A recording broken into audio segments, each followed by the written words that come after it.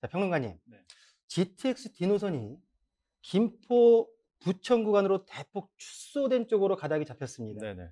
자, 인천 지역의 검단, 네. 청라, 영종각 그리고 경기 김포 등 수도권 서부 지역들의 반발 여론이 굉장히 확산되고 있다고 지금 그러는데요. 네네. 어떤가요? 뭐 이미 아시겠지만은 GTX D 노선 뭐 김포 장기역에서 이제 부천 종합운동장역까지 됩니다. 그러면 김포 사시는 분들은 강남 가려면 지금처럼 김포 골드라인 통해서 9호선 타고 가셔야 되는 케이스가 하나가 있고, 아니면은 부천까지 가서 7호선 타고 가셔야 되거든요.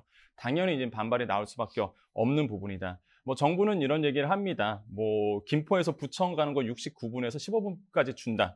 근데 이제 김포 쪽에서는 당연히 우리는 부천 가려는 게 아니라 강남 가려고 그런다라고 이제 반발을 지금 하고 계시는 거고요.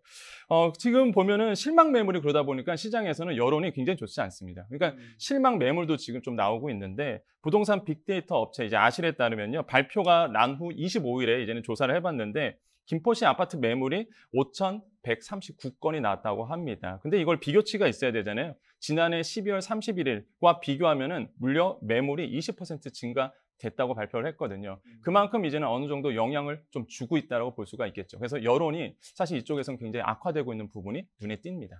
김포 지역에 지금 매물 거래량도 줄었지만은 가격적인 호가도 지금 내려가 있는 맞습니다. 어떤 언론을 좀 봤었는데요. 자, 각 지자체마다 건의한 내용을 살펴보면 경기도는 김포에서 부천을 거쳐 서울 남부, 하남까지 이어지는 노선을 주장을 했고요. 자, 인천시 같은 경우에는 인천공항에서 출발해서 청라 가정을 거쳐 김포 검단 계양에서 내려오는 노선과 부천에서 만나는 이른바 Y자 노선을 제안했다고 합니다. 자, 교수님. 예.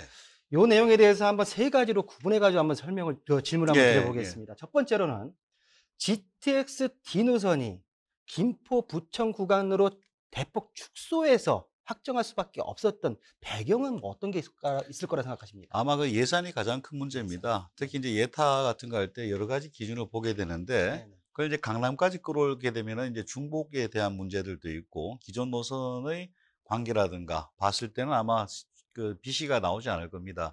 뭐 BC가 이제 베네핏하고 코스트를 나눠가지고 이렇게 하는 것들인데, 그 숫자가 전혀 안 나올 거니까 예산을 감안해서 그렇게 됐을 거다라고 볼 수가 있겠고, 그쪽에 있는 주민들한테는 굉장히 이제 불편해지는 그런 것들이 되겠죠.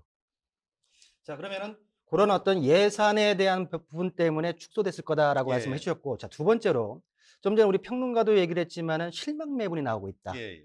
자, 김포, 특히 또 인천이나 하남 지역 같은 경우에는 광역교통망, GTX D 노선에 대해서 굉장히 열망을 하고 있었는데요.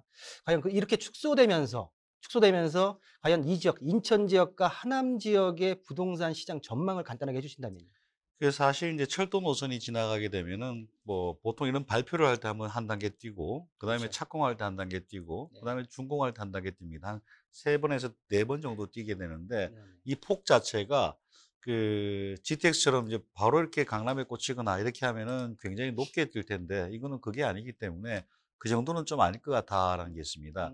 그리고 이제 또 하나 조심해서 봐야 되는 건, GTX 온도에서 김포가 다 뜨는 건 아닙니다. 네네. 보통 이제 역세권이라 해서 그쪽에 반경 한 1km 정도? 그 정도만 뜨는 것이, 나머지는 또 뭐 거의 제자리 걸음이죠. 지금 이제 GTX 노선 확정된 것들도 보게 되면은 뭐 동탄 전체가 오르고 이런 게 아니고, 예정된 지역들은 강하게 오르고 나머지는 거의 뭐 약간 전국 평균 정도, 이 정도 오르는 수준이거든요. 네네. 그래서 이제 여기 이제 구체적으로 들어간 지역들을 대상으로 해가지고 그쪽 지역들은 가격이 좀 상승이 좀 더 되지 않겠냐라고 볼 수 있고, 나머지는 좀 평균 정도 그렇게 움직일 가능성이 높아 주요 보여요. 입지만 가격이 오를 수 있다라는 그렇죠, 부분을 그렇죠. 예. 말씀해 주셨고요.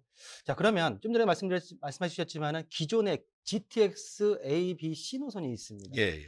자, 이 노선들이 이번에 D 노선이 축소 구간으로 발표되면서 상대적으로 수혜를 받진 않을까라는 염려가 있는데요. 그렇죠. 뭐 GTX-D 같은 경우에는 GTX라고 부르기도 좀 난망할 정도로 그렇죠. 좀 축소가 되어 있고, 그렇다면 이제 상대적으로 GTX A, B, C 노선이 더 수혜를 받지 않겠냐 볼 수 있겠습니다. 네네. 근데 GTX A, B, C 노선도 이제 좀 잘 보셔야 되는 거는, 나중에 가격이 얼마 될 것인가가 상당히 중요합니다. 예를 들어서 한 번 타는데 5,000원이다. 아, 그건 부담될 거예요. 근데 그 가격을 어떻게 낮추느냐에 따라 가지고 수혜 지역에서도 가격의 상승이 다르게 나타날 것이다. 정부 입장에서는 아마 몇천 원 내로 묻기 위해서 상당히 노력을 하겠지만은, 또 민자 사업이라든가 정부가 좀 들어간다라든가 거기에 따라서는 어떤 사람들은 한 5천 원, 6천 원, 7천 원 이런 얘기도 막 나오거든요. 네. 그럼 하루에 지하철 값만 한 5만 원 이상이 나가게 되면은 과연 거기서 어떻게 이제 살 수 있겠냐.